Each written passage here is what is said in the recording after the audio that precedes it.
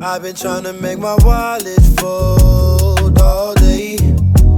Cashing in my dreams, big payout. Underneath my money tree, big shade out. Now these models. Hey, what's going on, frequent flyers? Welcome back to another video on the channel. Today we are talking about episode 2 of HBO's The Flight Attendant, episode titled Mushrooms, Tasers, and Bears. Oh my. Title threw me off in the beginning, and at the end of the episode, the title still kind of throws me off. So, you know, if you've seen episode 2, drop down below and help me piece, you know, the parts of the story together to make it make sense. So we're going to jump right in it. So the episode picks up with Cassie, Annie, and Max kind of just talking through like what's been going on, because they're like, girl, you're being real weird. What are you not saying to us? What is really going on?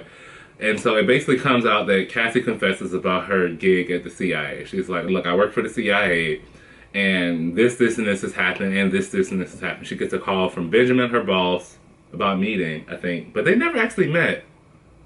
Or did I miss that? I don't think they actually met. Anyway, while they're at the house talking and chatting, Marco comes. Y'all know Marco is Cassie's boyfriend. So Annie and Max get to meet Marco. Marco meets them. It's a quick interaction, but overall, we like Marco, okay?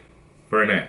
So the next day, Cassie wakes up and she's sort of like putting the pieces together. So like she's still seeing, having flashbacks mentally from everything that happened while they were overseas. And now she suspects Grace. You know, Grace is the flight attendant that we got introduced to in episode 1, short blonde hair.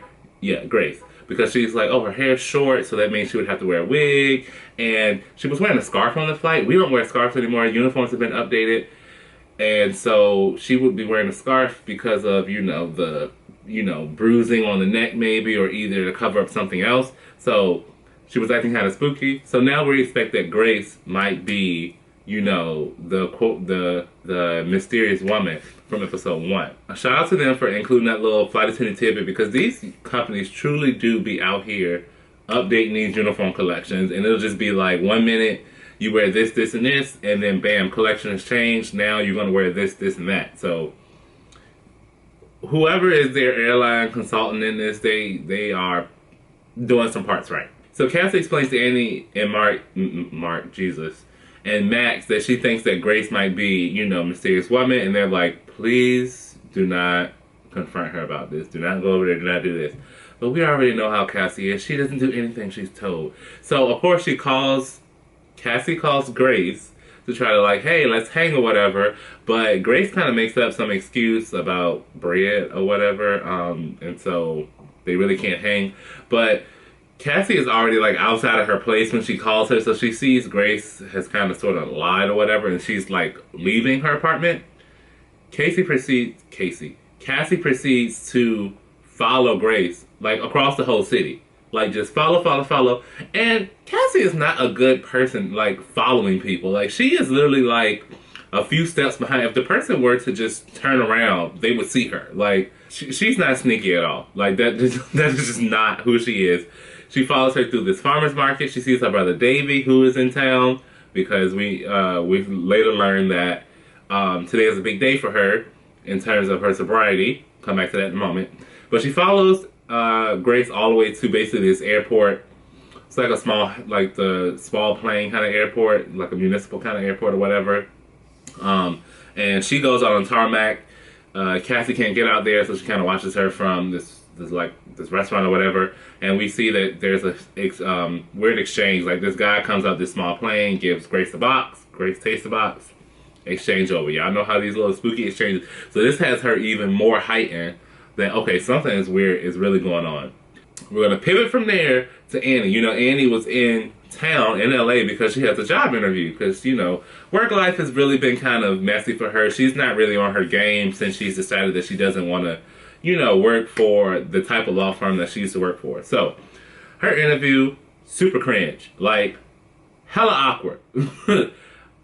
Low-key, her interview was how one of my interviews with a certain airline when I was first trying to be a flight attendant.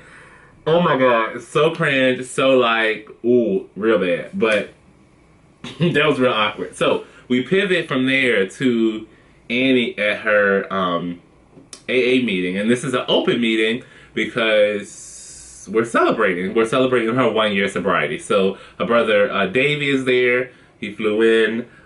We also get another interaction with her. I guess, is it her sponsor? I think it is her sponsor. This lady named Brenda. We also get introduced to this other girl, AA, who's Jenny.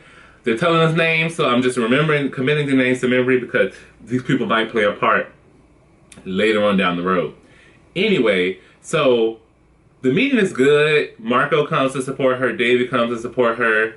The Davey brings her this teddy bear, so I'm assuming that's where the bears from the title of the episode comes from. But there's this bear.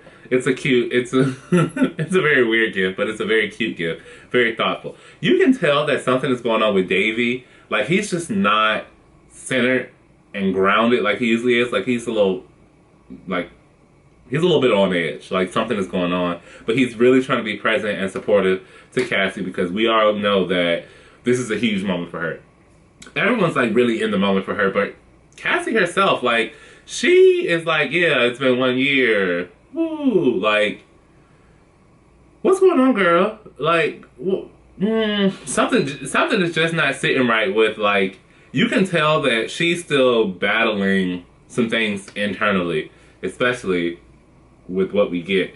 Because even when she got her chip for her 1 year, I don't know how people are supposed to react, but it just seems like there's something else that she's not admitting to in that moment. Either way, that's that. So, we get a lot of new scenes in the third space. I now know it's called the Mind Palace. Okay, we're learning things over here. So, in the Mind Palace is where she goes to.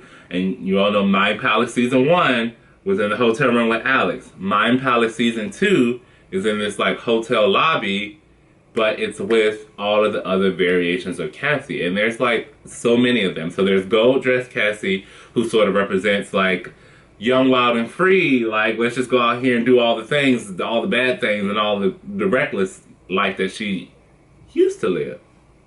Then, this episode, we also see younger Cassie, who is like, you know, Cassie that went through that traumatic experience with her dad and all that other kind of stuff, who really kind of spearheaded this whole trajectory that she's been on. And then this episode, we also get introduced to Black Sweater Cassie, who is like aftermath, like depression Cassie. So the Black Sweater was from an episode in Season 1 where she was like in jail, I think, and she had to call her brother.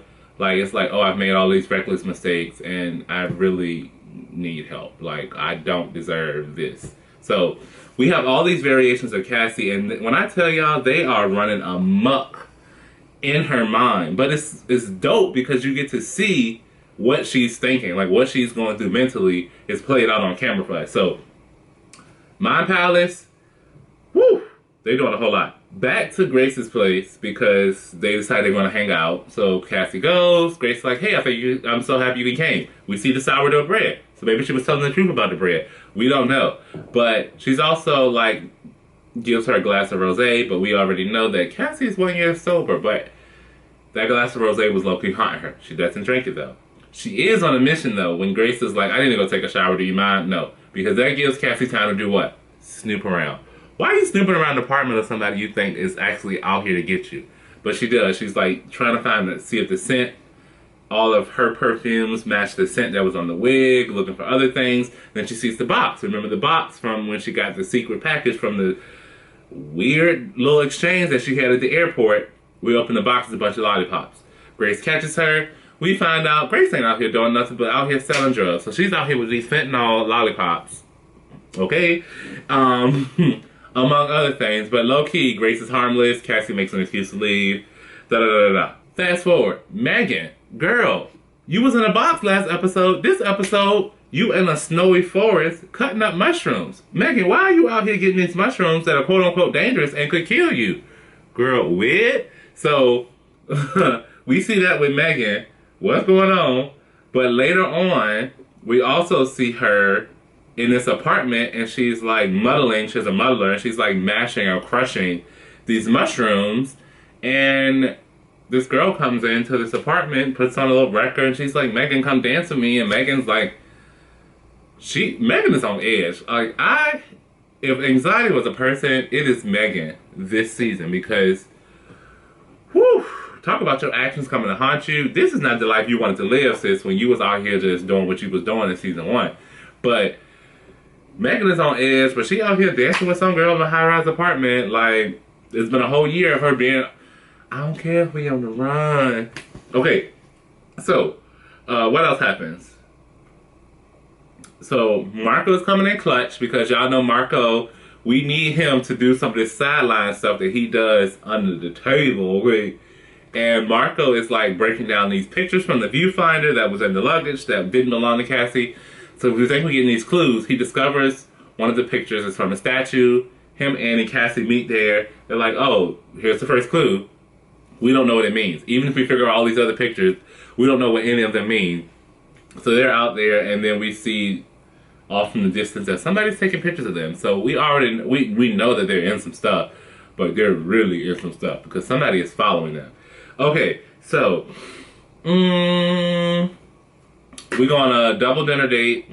You know, Annie and Max, Cassie and Marco. It's cool. Everyone's meeting everybody. Everyone's doing everything. Cassie reveals to Annie that, like, she can't not let it go. Like, she has to keep digging because she just really needs to know, like, who is after her, what is going on. And Annie's like, look, girl, we here. We got you. We're going to figure it out, you know, one way or another. So that's that. The guys have a chat. You know, they're in love with these women who are just great women, but they're absolute train wrecks. Like, but, you know, that's all. Well, that's cool. That won't too much of nothing. And then they leave the restaurant, and Cassie gets a call from Eli. Eli is Megan's son. Eli's like, hey, haven't heard from my mom and over here. And I just get this weird cryptic, like, Snapchat from her, but I can't, like, call the number back or anything like that. And so he sends it to Cassie, and it's basically, like, this really cryptic, like, few words, but a bunch of emojis. Message that she wanted Eli to send to Cassie. So, Megan, girl, what is up? Okay. But that's that. Boyfriend Marco wants to move in with Cassie. He wants to progress their relationship, and she's like, whoa. Because she has so much going on that she's not even telling him about, that she can't even be present in what's happening in her current life because of everything else that's happening around her that she's trying to keep a secret, she's trying to track down. It's a whole lot going on. But that was that.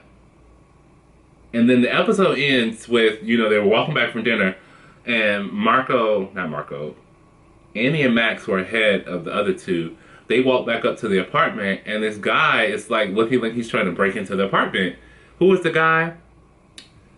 What's his name? Eugene. But anyway, the dude that we met in Berlin at the hotel that was pretending like he was a passenger. Oh, and his girl was coming out the door across the street, made up a lie like, oh, we're Airbnb, and I get all these places mixed up. But we come to find out this girl is standing at the porch with a taser behind her back. And in the house that they're quote-unquote Airbnb in, the couple is tied up in the closet. So, something really weird is going on. But they, like, exchange quote-unquote pleasantries or whatever. But yeah, they are not good people. We knew that when they were copying Cassie's phone in episode 1 in the hotel when they made that ruse to distract her. But yeah, that was episode 2. The plot is thickening. I'm here for it. I'm here for it. Let's see. What do we want to know? I still want to know what's up with this couple. Okay, because this is now the second episode that you're in, but none of the pieces are together. I really, really hope that Annie tells Cassie about this. Annie and Max tell Cassie about this with the names, so that Cassie can put 2 and 2 together. Secondly, Grace. Girl, are you graceful? Or are you not? That's what we want to know. Grace, what you got going on? Because, I mean, you here for a reason. Low-key, I don't trust that Jenny chick either. So let's throw Jenny in here too. Jenny, you a little bit too close for my comfort. So I'm going to need to know what's going on with you two. And lastly, when is Cassie getting back to the sky? We want to see our flight attendant content. So Cassie, girl, when are you going back to work? When are you not going to be grounded anymore so you can go back to work? That's all I want to know. Time to hop into episode 3, y'all. I'm Brandon, I'm a guy who flies, and I'll see you the next time.